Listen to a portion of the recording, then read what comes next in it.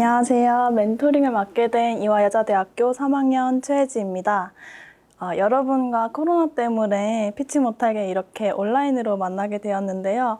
그렇지만 저희 부족함 없이 진행해보고자 합니다. 어색하지만 여러분도 저와 설명을 들으면서 점점 친해지셨으면 좋겠어요. 그럼 시작해보겠습니다. 이건 제 사진이 나와 있는 건데 간단하게 제 소개하자면 저는 화학생명분자 과학부 출신이고 현재는 3학년 화학나노과학과에 재학 중인 최혜지라고 합니다. 그래서 저희 오늘 멘토링 수업은요. 학교 소개, 단과대 소개, 그리고 화학과는 과연 뭘 배우고 졸업 후에 어떤 직업들을 가질 수 있는지, 또 개인적으로 저는 학창시절에 어떻게 공부를 했고 앞으로 어떻게 나아갈 것인지에 대해서 설명해 보도록 하겠습니다. 시작해 볼까요? 먼저 간단하게 저희 학교 소개를 하자면 일단 이화여자대학교는 모두 들어보셨을 거라고 생각해요. 그래서 저는 조금 특이하게 저희 학교의 영어 명칭에 대해서 설명해 보려고 하는데요. 저희 학교 영어 명칭은 이화 Women's University예요. 여기서 조금 이상한 부분 보이시죠? woman은 원래 복수형이 women인데 저희는 womans라고 표기를 하고 있어요. 그 이유가 바로 저희는 여성을 하나의 독특한 개성을 지닌 인격체로 보고 그 여성들이 다수 모여서 교육을 받는다는 의미로 명칭을 지었기 때문인데요. 이제 이화여자대학교의 설립 목표나 이념에 대해서 알 수 있겠죠? 다음은 위치는 서울에 있으니까 다 아실 걸 생각하고 이렇게 생겼어요. 봄, 여름, 가을, 겨울 저희 학교의 모습이고요. 저희 학교는 이렇게 많은 과들이 다 처음으로 설립된 긴 전통을 가진 대학교고요. 학생들을 위해서 다양한 어플리케이션을 제공하고 있으니까요.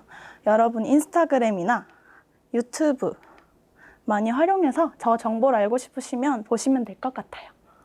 그리고 저희 단과대 소개를 잠깐 하자면 대학마다 있는 단과대가 있고 없는 단과대가 있잖아요. 그래서 저희 학교에는 이렇게 단과대가 존재하고요. 제가 소속한 데가 바로 자연과학대학교이고요. 조금 특이하다 싶은 것만 컬러로 표시를 해놨어요. 그래서 신상업융합대학이랑 스크랜튼대학, 또 호크마 교양대학이 있는데요. 요거 두 개는 이름만 특이할 뿐이지 이런 과들이 있는 거고, 호크마 교양대학이 뭐냐면요. 저희 이화여자대학교에서는 수시로는 과를 선택해서 들어오지만 정시에서는 통합 선발을 해서 1학년 때 모두 호크마 교양대학 소속이에요. 그래서 1학년 정시 선발로 들어온 새내기들이 소속되는 대학이 바로 호크마 교양대학이라고 보시면 될 것 같아요. 그 다음에 본격적으로 제가 소속되어 있는 자연과학대학에 대해서 볼게요. 먼저 자연과학대학교는 첫 번째로 공대가 아니에요.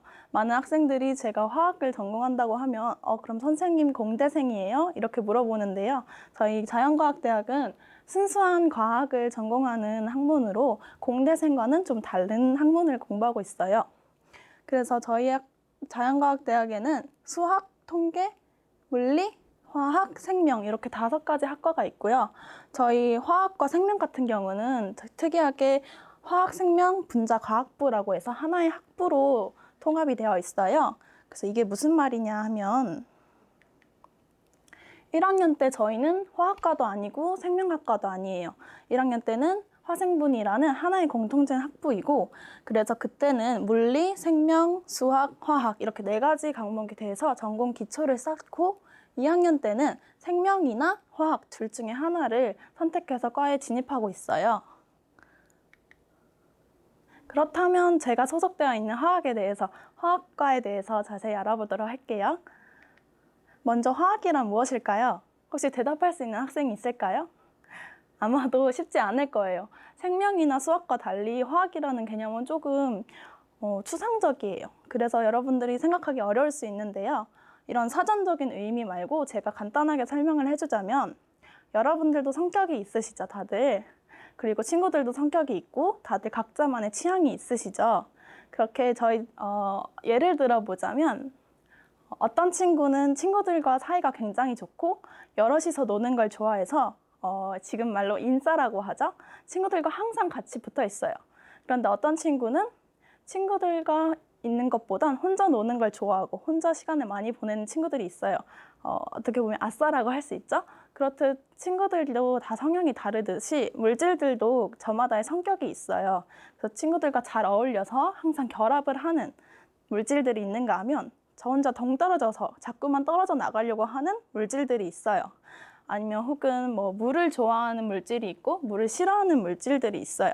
그렇게 사람마다 성격이 다르듯 물질들이 가진 성격에 대해서 공부하는 학문이 바로 화학이에요. 조금 이해가 되셨나요? 그리고 2학년 때는 저희 심화 전공에 대해서 배우는데요. 그래서 유기, 무기, 에너지, 고분자, 분석, 생화학 등 다양한 화학에 대한 전공 과목에 대해서 배워요. 요거는 조금 심화된 과목이니까 저희 대학에 오신다면 만약에 보실 수 있지 않을까 싶어요. 화학으로 전공을 하시면. 그다음에 저희 화학 나노 과학과의 특이한 점은 바로 랩과 논문인데요. 랩이라는 것은 여러분들이 학교에서도 가지고 있는 실험실이에요. 그래서 저희는 실험 과목을 필수로 3개 이상 들어야 하고 그 후에 여름방학이나 겨울방학 동안 최소 1번 이상의 실험실 인턴 생활을 해야 되는데요. 이때는 교수님마다 랩실마다 그 연구 분야가 굉장히 다양하기 때문에 여러분이 관심 있는 혹은 좀 더 공부해보고 싶은 분야에 대해서 선택해서 실험실 활동을 하시면 됩니다. 그리고 저희가 졸업할 때는 그 실험실 랩 인턴 생활을 바탕으로 졸업 논문을 제출하게 됩니다. 그리고 그럼 본격적으로 대학 생활은 어떤지 좀 더 자세히 알아보도록 할게요. 이것은 저희 개인적인 얘기도 조금 들어가 있는데요. 첫 번째는 이게 뭘까요, 여러분? 보기도 싫어 보이는 이거는 제가 이제 바로 직전 학기에 과제로 제출을 했던 실험 레포트예요. 여기 보면 짜잘한 글씨 속에 나름대로 표도 있고 그래프도 있고 뭐 그런 모습을 볼 수 있는데요. 여러분이 이제 실험 과목을 듣게 되면 필수적으로 이렇게 레포트를 작성해야 돼요. 그래서 이런 걸 하고 있고요. 요거는 이제 맛보기용으로 제 전공 서적을 가지고 와봤어요. 여러분이 대학교 전공 서적을 볼 일이 없잖아요. 그쵸? 그런데 이제 딱 보시면 아시다시피 영어예요. 원서예요. 그래서 많은 학생들이 대학에 오고 정말 약간 배신감을 느끼시는데 이렇게 저희 화학과나 생물도 마찬가지 과학 쪽은 이렇게 영어 원서를 쓰는 경우가 굉장히 많아요. 그렇지만 여러분들 좌절하지 마시라고 제가 그림이 많은 부분을 일부러 가져왔어요. 이렇게 그림이 네, 싫겠지만 그림도 있어요.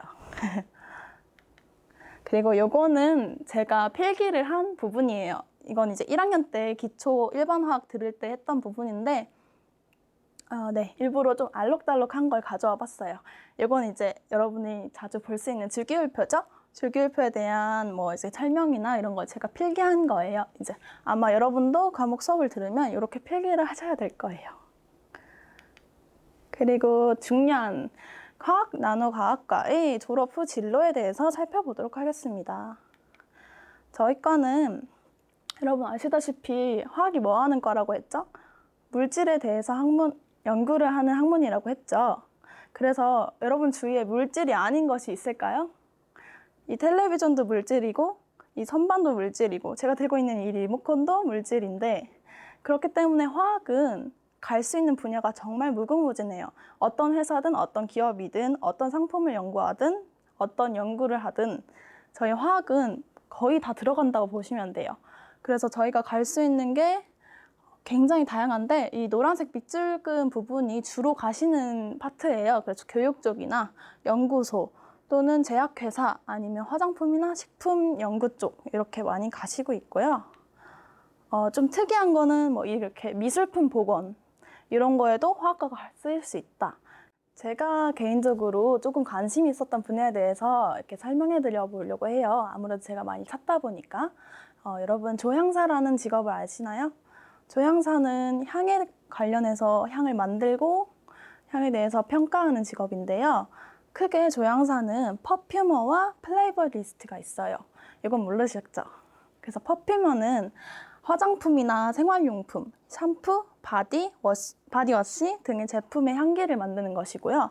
이 플레이버리스트는 식품의 향을 만드는 조향사예요. 그래서 시즈닝이나 음료, 껌 등의 먹는 향을 개발하는 게 바로 플레이버리스트인데요. 그래서 조향사도 퍼퓸어에 있느냐, 플레이블 리스트에 있느냐에 따라서 조금 방향이 달라질 수 있어요.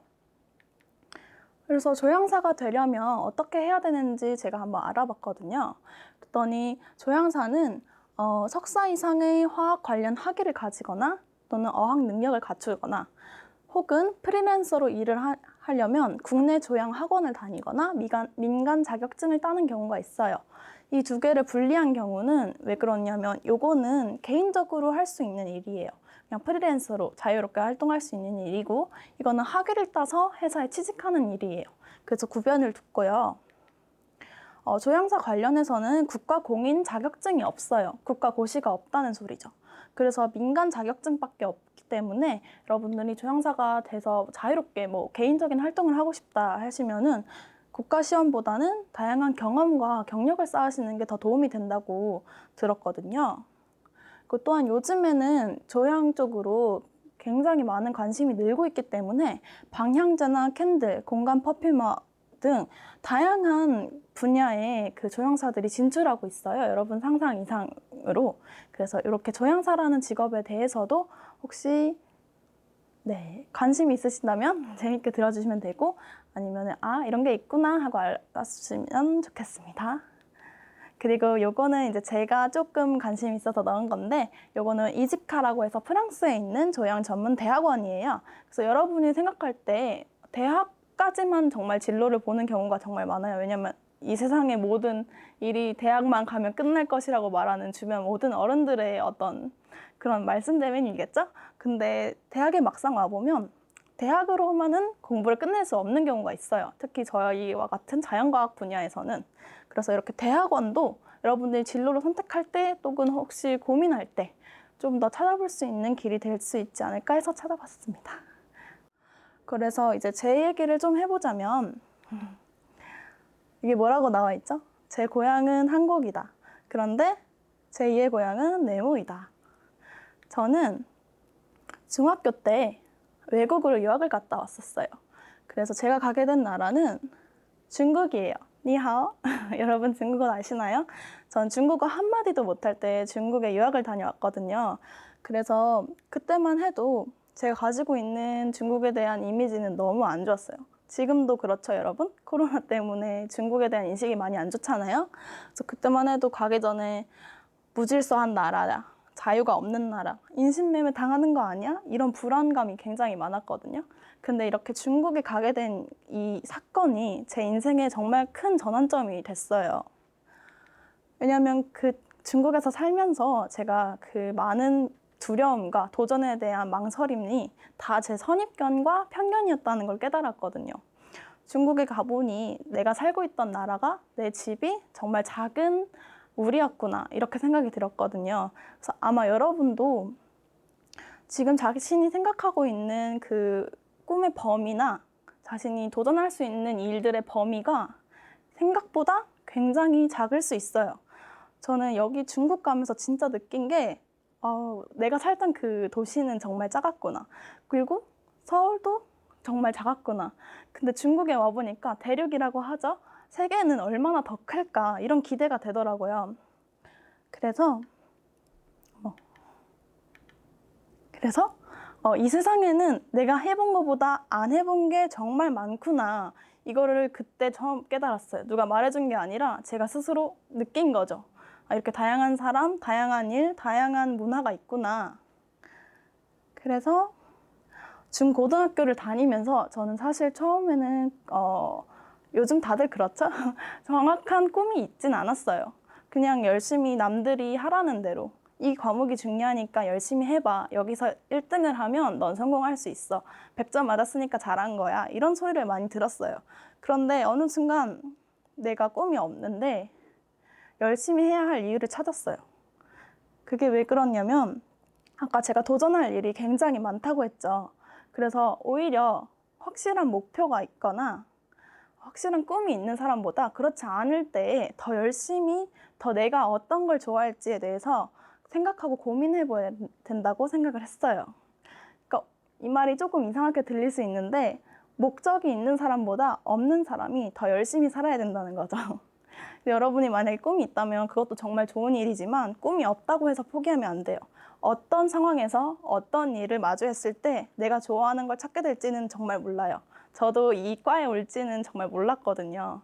그렇기 때문에 여러분들이 지금 열심히 모든 것에 최선을 다해서 모든 것을 도전해보고 모든 것을 시도해보고 나랑 안 맞을 거야 이런 생각보다는 한번 해볼까 해서 했는데 그게 정말 평생을 가는 어떤 자신의 흥미로운 분야가 될 수도 있는 거거든요. 그래서 저는 꿈을 찾기 위해서 열심히 공부를 했죠. 일단은 제가 해외에 있었으니까 여러분들이 영어나 아니면 제2외국어는 그렇게 많이 하진 않겠지만 외국어에 대한 스트레스가 굉장히 클 거예요. 그래서 저는 국제학교를 다녔기 때문에 영어를 놓을 수가 없었거든요, 상황상. 그래서 제가 영어를 할 때의 꿀팁을 조금 드리자면 이것들 이제 제가 한 거예요. 그래서 여러분들이 공부할 때 항상 이렇게 생각하죠. 나는 조금씩 하면은 아마 이렇게 서서히 발전해 나갈 거야. 이렇게 생각을 하시는 학생들이 많은데 특히 언어 분야는 그렇게 성장하지 않아요. 제 말이 뭐 확신이거나 뭐 어떤 진리는 아니지만 제가 해보니까 느낀 게 이거였어요. 언어는 이렇게 직선으로 상승하지 않아요, 실력이. 이렇게 계단으로 이렇게 한 칸, 두 칸, 이렇게 세 칸 올라가는 거거든요. 그래서 요쯤에 왔을 때 어떻게 생각할까요, 여러분은? 나는 해도 안 되는구나. 난 아무리 해도 영어를 아무리 해도 안 늘어. 그리고 여기서 포기해요. 근데 거기서 한 달만 더 하면 바로 다음 단계 갈 수 있거든요. 순식간에 그 계기가 온단 말이에요, 전환점이. 그렇기 때문에 여러분이 공부할 때는 당장 점수가 오르지 않는다고, 당장 내 등급이 오르지 않는다고 포기하면 안 돼요. 꾸준히 해서 마지막 계단을 올라갈 때까지 여러분이 그 성취를 맛보시려면 그 인내를 가지셔야 된다고 말씀드리고 싶어요. 그리고 이거는 공통적인 거, 공부에 대해서 제가 해주고 싶은 말인데요. 여러분이 당장 지금 뭐가 되겠다, 어떤 직업을 가지겠다, 어디서 최고가 되겠다 이런 꿈 말고 지금 당장 이룰 수 있는 작은 목표를 세우세요. 지금 하고 있는 공부가 있다면 오늘 이 페이지를 끝내야지, 오늘 이 단원을 끝내야지, 아니면 뭐 오늘 이 책을 다 읽어야지 라든지 같은 이룰 수 있는 작은 목표부터 세우세요. 그리고 자신에게 맞는 공부 시간을 찾아서 스스로에게 계속해서 물으세요. 이렇게 하는 게 제대로 하는 게 맞나? 내가 이해한 게 맞나? 이게 내가 하고 싶은 게 맞나? 계속해서 물어보세요. 여러분들은 계속해서 학교에서, 학원에서 또는 이렇게 저한테 남의 말을 24시간 들으면서 지내지만 자신에게 질문을 할 시간을 갖지 않아요. 저는 중국에 가서 처음으로 제가 질문을 했거든요. 그러니까 여러분도 오늘 제 강의를 들었다면 처음으로 한번 스스로에게 질문해 보세요. 어떤 것이 되어도 좋아요. 뭘 좋아하는지, 뭘 싫어하는지. 사람들이 생각보다 자신에 대해서 잘 알지 못하더라고요. 그래서 여러분이 스스로에게 질문을 찾고 지금 어떤 걸 하고 있는지 나의 상태를 한번 알아볼 수 있고, 그리고 제 강의를 듣고 화학과에 대해서 화학과는 저런 과구나 라고 조금 알으셨으면 정말 좋겠습니다. 저희 오늘 멘토링 영상은 여기까지입니다. 감사합니다.